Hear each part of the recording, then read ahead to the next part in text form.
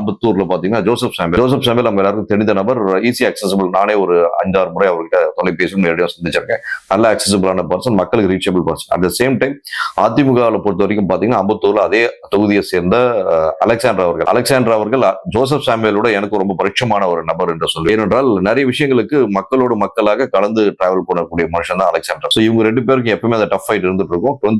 2021 அந்த டஃப் ஃபைட்ல திரு Joseph Samuel அவர்கள் வெற்றியை பறித்துக் கொண்டார் என்றுதான் சொல்ல வேண்டும். இந்த முறை 2026 கண்டிப்பா ஜோசப் சாமுவேலுக்கு தான் சீட்டு அங்கு கொடுப்பாங்க. அதுல எல்லளவு மாற்றமே கிடையாது. கூட்டணி கட்சிகள் சில பேர் கேட்டுட்டு இருக்கதா தகவல் வருது. இருந்தாலுமே கூட ஜோசப் சாமுவேல் என்பவருக்கான செல்வாக்கு உண்மையில் அங்கு நன்றாக இருக்கிறது. அடுத்தபடியாக அவரை விட அதிமுக கூட்டணி கொஞ்சம் பலமா இருக்கிறதுனால அலெக்சாண்டர் அங்க நின்னார்னா இந்த தடவை ரொம்ப ரொம்ப டஃப் ஃபைட். திருவெற்றியூர்ல KP சங்கர் அவரும் கொஞ்சம் செல்வாக்கான மனிதர். ஆனால் இப்போது இருக்க சூழல் வைத்து பார்க்கும்போது KP சங்கர் கொஞ்சம் டஃப் டைமா இருக்கும் மாதிரி கள நிலவரம் சொல்லுது. அடுத்தபடியா ஆர்கே நகர் தொகுதியை பொறுத்த வரைக்கும் பாத்தீங்கன்னா திரு எபினேசர் அவர்கள் இப்போ சிட்டிங் MLA. இவர் யாருன்னு பாத்தீங்கன்னா திரு உதயநிதி அவர்களுக்கு ரொம்ப பரிட்சமான நபர். சோ அது மட்டும் இல்லாம திரும்ப அவருக்கான வாய்ப்புகள் இருக்குன்னு பாத்தீங்கன்னா 100% கண்டிப்பா எபினேசர் அவர்கள் வாய்ப்புகள் ஜாஸ்தி. அடுத்தபடியா பெரம்பூர் பொறுத்த வரைக்கும் பாத்தீங்கன்னா ஆர்டி சேகர் ரொம்ப பிரசித்தி பெற்ற நபர். இவருக்கான வாய்ப்புகள் பொறுத்த வரைக்கும் பாத்தீங்கன்னா உள்ளபடியே 60-70% இவருக்கான வாய்ப்புகள் இருக்கு. ஆனாலும் கூட்டணி கட்சிகள் அந்த தொகுதி வேணும் சொல்லி கேட்க தகவல் வந்துட்டு இருக்கு. கொளத்தூர் பத்தி நம்ம போதுமான நிறைய தடவை டிஸ்கஸ் பண்ணிட்டோம். கொளத்தூர் என்றாலே